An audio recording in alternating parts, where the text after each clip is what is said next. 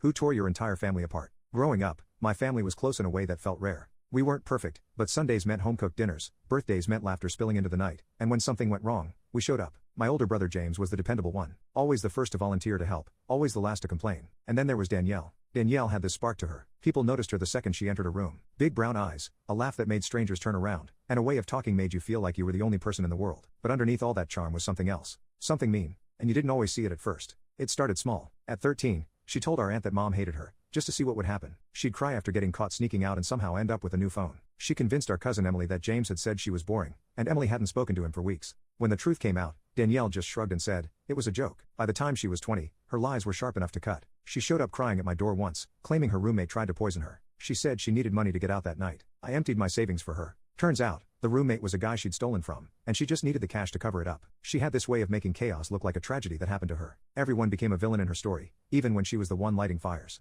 When our parents found out she'd opened 2 credit cards in their names and drained them, she didn't apologize. She screamed at mom for being nosy, said dad never loved her the same way he loved James, and said I was just a coward for standing there like I always did. Then she left. The weeks after that were a mess. Mom and dad argued about everything. Dad thought mom let her get away with too much. Mom blamed dad for being distant. James stopped coming around, said he was done with Danielle and didn't want to be around people who defended her. Holidays were no longer holidays. We split into groups. Quiet dinners replaced celebrations. There were no more group texts with memes or last-minute dinner plans. Just silence. The worst day came when mom ended up in the hospital. Stress, the doctors said. High blood pressure, anxiety, exhaustion. We all showed up, except Danielle. Then out of nowhere, she came bursting into the waiting room like she was in a soap opera. Her hair was done, nails perfect, and she looked around expecting applause. She didn't ask how mom was. She walked up to dad and asked why no one had told her. She shouted that we were all liars, that we didn't care if she was dead in a ditch. Nurses came in, tried to calm her down. She pushed one, cried about being abandoned, then stormed out before the doctor could even come back. That was the last time I saw her in person. Now the house we grew up in is quiet. Mom still cooks Sunday dinner, but it's just for her and dad most weeks. James has a new job in another state. He barely texts.